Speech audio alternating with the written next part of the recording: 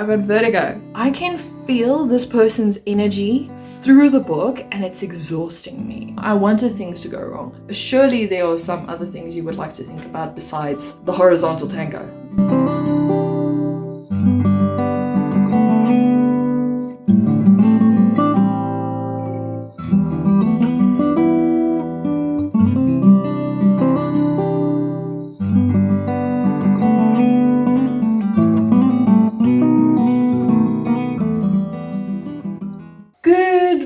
It's afternoon. Okay, hey guys, what's up? Welcome to another vlog. This week I am reading 2 arcs that I really need to read before June because I have various other things that I plan on doing and I don't know how well this is going to go. So the first book is Running Close to the Wind by Alexandra Rowland, and this is about a pirate who has stolen a secret from like the government, and now he is selling it to a pirate group which marooned him in the past and who really actually dislike him because he's a 15-year-old in a 35-year-old body. He is very extra. The secret he stole was how to fend off the beasts in the ocean so that they don't have to dock at like the pirate island. If they succeed in creating this potion, they will be able to roam the seas throughout the year instead of say 6 months of the year. I'm only 17% in this book right now. I just couldn't get into it in the beginning. It's also an arc I received from Pan Macmillan and their arcs are difficult to read because I don't read it on the NetGalley shelf. I read it on my Kindle, and if you read it on Kindle, the T and the H is missing in the stories, so it just breaks my brain every time I read it. If you see you must know it's the, not just a random at the beginning of the sentence. So yeah, that is the first book. The second book is Murder at Mayfair by Verity. I'm sure if you have been with me for a long time, you would know I love Verity stories. Did I say Murder at Mayfair? I meant Murder in Mayfair. So it's about tea and cake at the Ritz, a stolen pearl necklace, and a missing dead body. Do I need to know more? No, because if you dive into these books, you should know that the description for Lady Eleanor Swift's books are super long and they give away most of the plot. So I just like to read the first tagline and that's all the information I need. I think I'm going to start with Murder at Mayfair only because Verity Bright's books read really quickly and I really do enjoy them. My brain is so frozen. I think I have vertigo. I'm not sure. The last video you saw me saying I don't feel well, it hasn't improved. Yeah, I am super dizzy the whole time. So I'm going to the doctor tomorrow to see what is wrong. And I hope it's nothing severe. I told my husband last night, I was like, she's going to send me for an MRI. I can tell you now she's going to send me for an MRI. And also, I don't know if it's the pills that I'm taking for my stomach, because one of the side effects they say is it causes dizziness. But the problem is I've been taking those pills for like a year now. Why now all of a sudden would it cause these funny head spins? Assuming I'm gonna have to go for blood tests and stuff. That is a problem for another day. Right now, I need to eat because surprisingly I'm hungry. Can you believe that?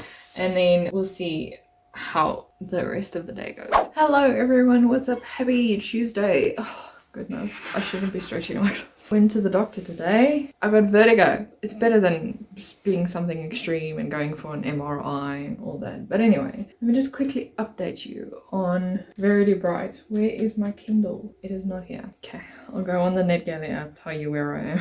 I'm on 20% and I'm really enjoying it. It's like, as always, giving these cozy murder mystery vibes. Eleanor saw someone, or should I say Lady Eleanor, she saw someone being shot in an exhibit.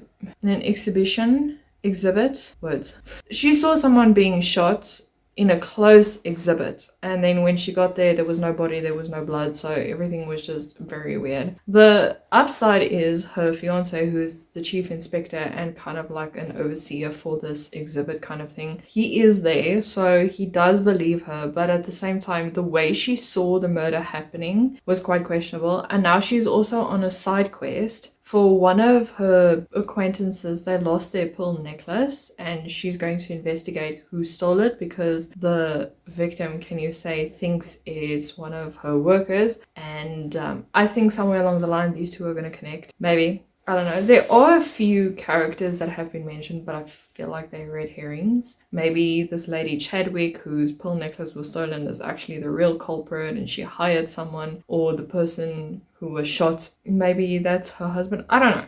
Anyway, so yeah, really enjoying it. It's kind of hard to read because of my vertigo.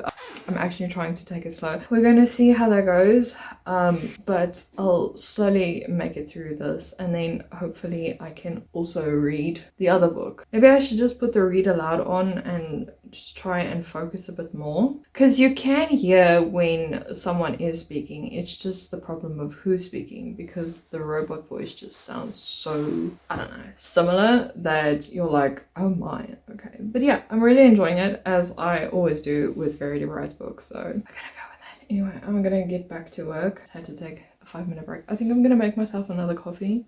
Is it wise? I don't think so, but yeah.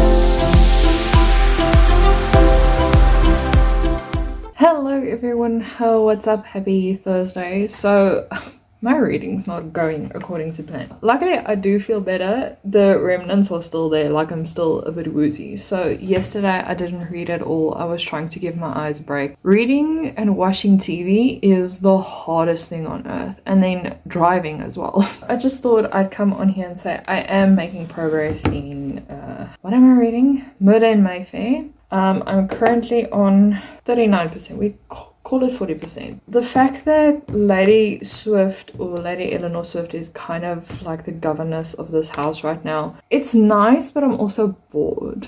Like, I just want to get to the good part. And it's probably also just because, you know, I feel horrible that I just want this book over. Nothing about the book. It's a cozy mystery. It's fun. There's this character called Mr. Withers. He is the butler for the house that she is acting as governess for. And he is such a sour, I don't know, is it a sourpuss? I don't know. He is so grumpy all of the time. Like, no matter what happens, he just snaps at her and he's ugly with her. And I'm just like, dude, chill.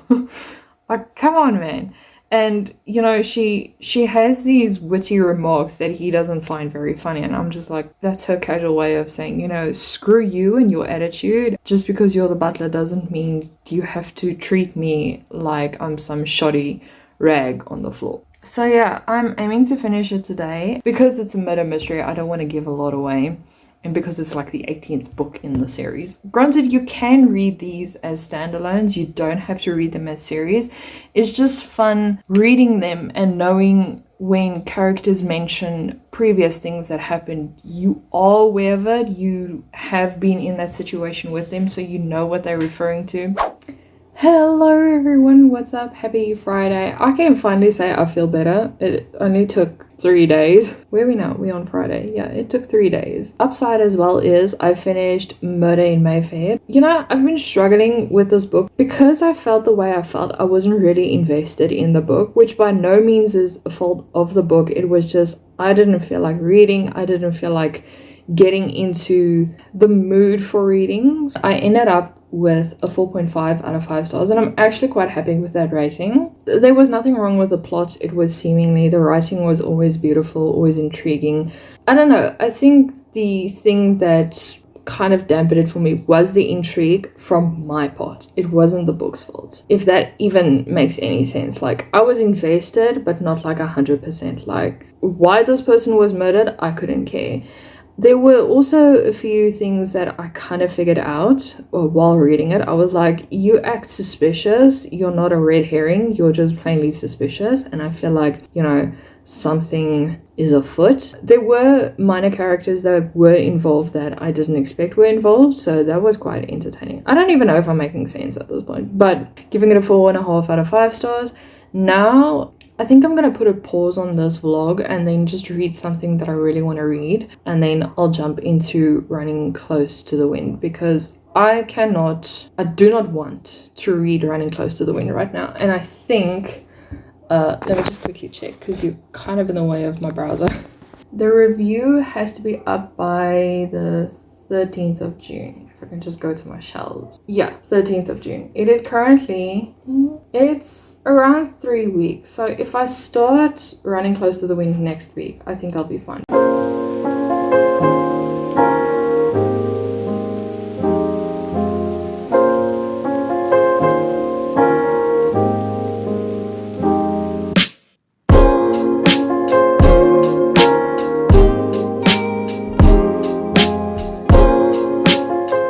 Guess who's back? Me, it's me, I'm back. Okay, hey. Don't ask me where this energy came from. I'm starting Running Close to the Wind by Alexandra, Rowland. I just had to check the name of the author because it left my brain halfway through. I'm currently on 18% of the book. We have our character who has stolen a state secret about how to navigate the seas without the potential of being killed by the sea monsters, and he's trying to sell it off to his former pirate owner kind of things for passageway on the ship instead of being marooned.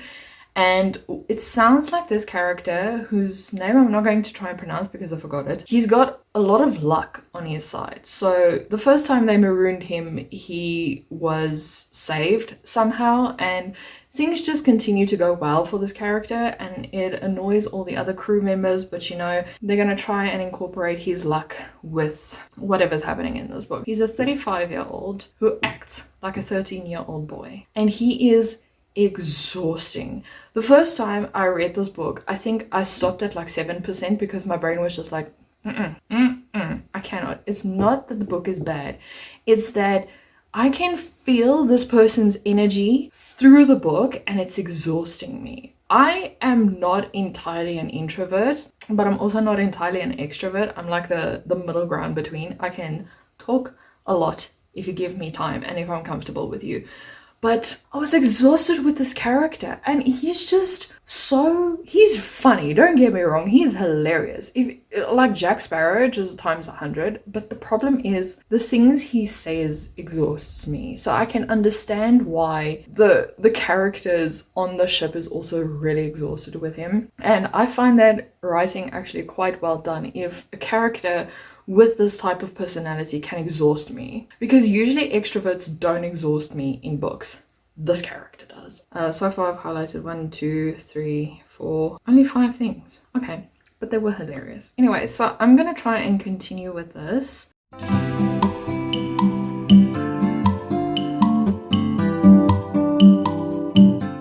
my word, this guy's a child.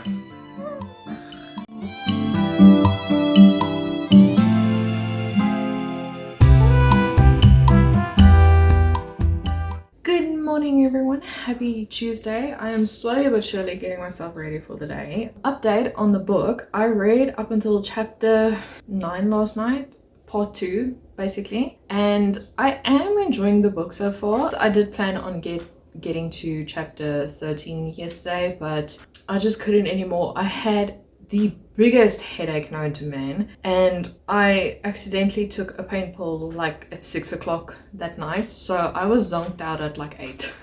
I felt high as a kite, and my husband was just like, you don't look okay. I'm like, I'm floating. It's how I'm feeling right now. So I'm just floating through air. Took myself to bed at 8 and slept. Woke up between 1 and 3 because apparently my brain now has the tendency to wake up at 1 and 3. Had another splitting headache, and I was just like, great. If this is the way we're gonna go for the rest of the week, I am not thriving. I'm still struggling with vertigo. It's not as bad as it was last week, but it's still there, and it's waking up in the middle of the night, feeling yourself turn to the side, for example, and your head still doing this, it's a horrible feeling. I am going to push to read the book today, not finish it because I'm not a maniac, but I might get to part 3. We have now gotten to Scuttle Cove, which I believe is like it's a rest stop, if you want to call it, for the pirates, but they have to stay there for like 6-7 weeks because of the sea monsters. So I'm assuming in these 6 or 7 weeks, or just a period, Alvaro and his, well, not his crew, but the crew is going to figure out if they can battle the sea monsters. It's leaning on a 4-star right now because the beginning was just too much for me. It's also very crass, so if you don't like a lot of swearing in the book, it's also like heavy. It's sailors. They swear, you know? What can you do about it?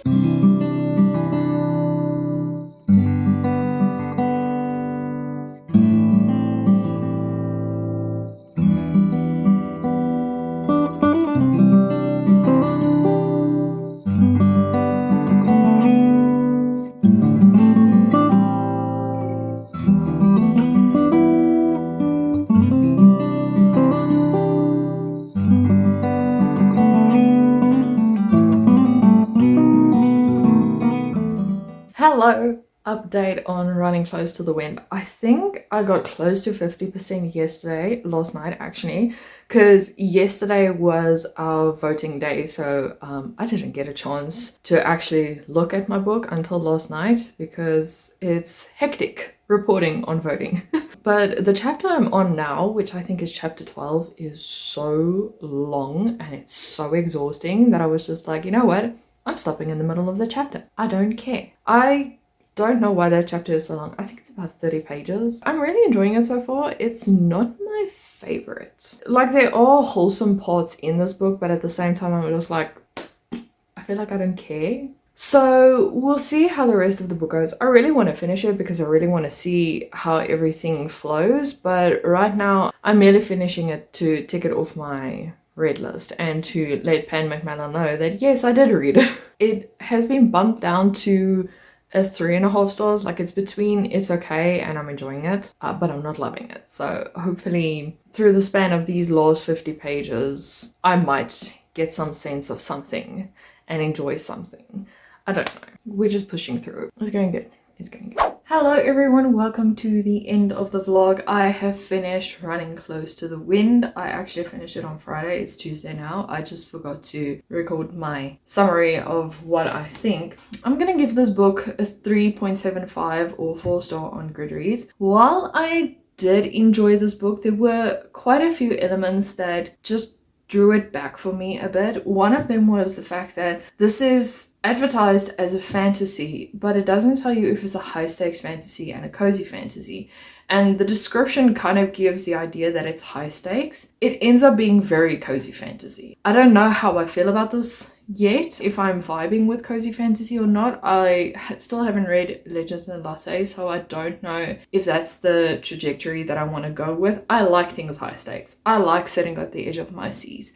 And to have that not happen is kind of like, okay. I was struggling with this book on how to rate it. I had to read the acknowledgements, and I see that Alexandra, Rowland said that they wanted to make this a very serious book, but it ended up being more humoristic than anything else. And it does come through in the story that it's very based on humor, very based on Avra's luck, that they continuously smooth sail through every little thing that happens in their life. And it is nice to read, but at the same time I was looking for things to go wrong. I wanted things to go wrong. The last half of the story was a lot focused on a cake competition, random things happening at the cake competition, and I was just like, yeah. Kind of bored. It was more intriguing in the last bit than the first two parts were. The first part was where we are basically introduced to our 3 main characters. The second part is where they go on this journey to prove that they might have this cure or concoction so that they can sail through sea serpent season when it's high stakes and all that. And even though they don't come out well in the end, everyone survives. And then the third one is based on the cake competition. And I don't know, it was just, it was fun to read about. It was a different genre, but I don't think I would dive back into it. It does give way for a sequel to come. I don't know, I didn't check that out. But yeah, I did struggle with Avra a lot because he is this 35-year-old who acts like a 13-year-old constantly. Like, very horny 13-year-old on a constant basis. And it got annoying after a bit. I mean, surely there are some other things you would like to think about besides the horizontal tango or the devil's tango. I mean, come on. Please. That paired with the amount of, how can I say, sailors talk in this book was quite off-putting for me. Like, I get a few F words in a sentence, but this was like constant. But yeah, that's my personal preference. Don't let that scare you off if you really want to read this book. It's just that for me, having those words sprinkled in every single thing that they say or do was kind of, you know, wasn't my cup of tea. I'll maybe try and look at Alexandra Rowland's their more serious other work that they do. There was another book that they wrote, Taste of Golden Iron. Maybe I'll read that one if it's more high fantasy or high stakes fantasy than it is cozy fantasy. But yeah, but I really hope you guys enjoyed this vlog. If you did, please remember to like and subscribe, and I'll see you guys in a video next week. Bye.